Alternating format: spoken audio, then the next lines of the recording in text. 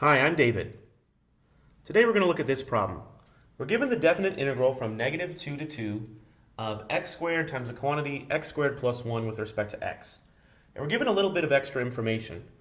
We're told to investigate whether this function, the integrand, f of x equals x squared times x squared plus 1, we're told to investigate whether this function is even or odd.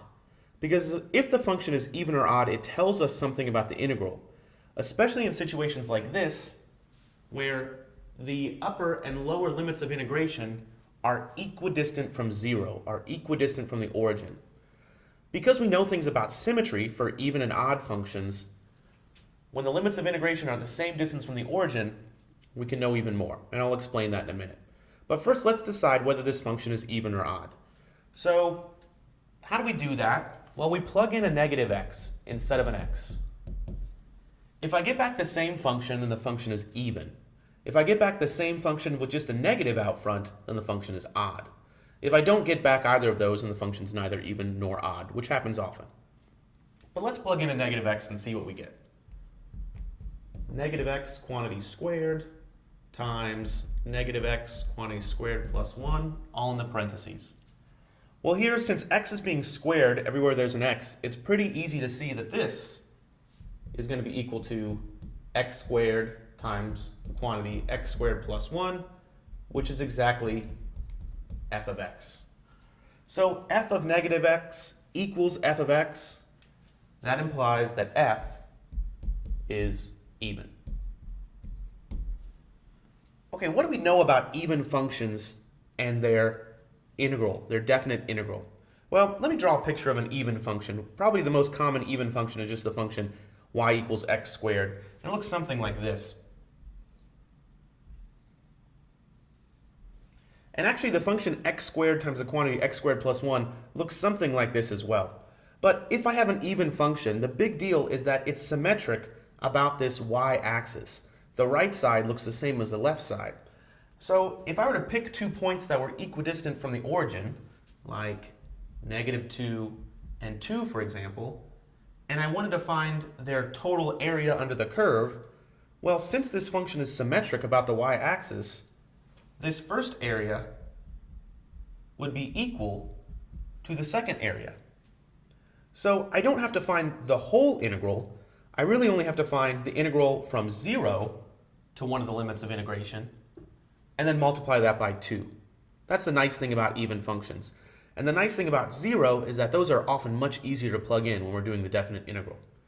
So since this function is even, I know that this definite integral must equal 2 times the integral, well, from 0 to 2, instead of from negative 2 to 2, of my same function, x squared times x squared plus 1 with respect to x. Okay, so that's what we can do with even functions. I can rewrite it, changing just the limit of integration right here to be half the interval length, and then multiply by a 2, as long as they're symmetric about 0, as long as their lower and upper limits of integration are equidistant from 0. Okay, now that we've done that, using the fact that this function is even, let's go ahead and solve the definite integral. So if I do this, this equals 2 times the integral from 0 to 2. I'll probably rewrite this because I don't have some sort of formula for the product of two things. I shouldn't jump to a u substitution even though there's a parentheses here, because I could just bring this x squared inside the parentheses. If I did that, then I'd be left with x squared times x squared, which is x to the 4th, plus x squared, and that's a function I know how to take the antiderivative of. Okay, so let's do that. This is equal to 2 times, well, let's see, we have the quantity x to the 5th times 1 over 5 plus x cubed times 1 over 3. Those are pretty easy antiderivatives, and I'm going to evaluate this from x equals 0 to 2. Okay, now comes the point where we kind of saved some work by recognizing that this function was even. When I plug this in, well, when I plug in a 2, I get 1/5, 2 to the 5th, plus 1/3, 2 cubed. And then when I plug in 0, I really like plugging 0 into the definite integral. because 1/5 times 0 to the 5th is 0. 1/3 times 0 cubed is 0. So when I plug in 0, in this case, I'm going to get out a 0 right here for this whole right side of this expression. Okay, now all I need to do is simplify, and I'll have the correct answer. Let's see, I still have this 2. 2 to the 5th is 32, so I have 32 over 5, plus 2 cubed is 8, so I've got 8 over 3. I can get a common denominator and add those. Let's see, 2 times, my common denominator will be 15. Let's see, 3 times 32 would be 96, so I've got 96 over 15. Plus 5 times 8 is 40 over 15. Let's see what I'm going to have. I have 2 times, 96 plus 40 is 136 over 15.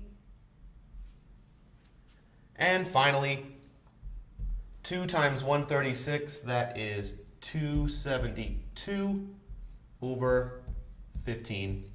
And that's my final answer. If you want to plug that into a calculator and get an approximation for that, that's fine, but this is a fine answer. So, to review, whenever I can see that a function is even or odd, it tells me something about the integral, and oftentimes it can make my integral a lot easier. In this case, the function was even, so instead of having to find the definite integral from -2 to 2, I really only had to find the definite integral from 0 to 2, and then multiply my answer by 2. Thanks for watching.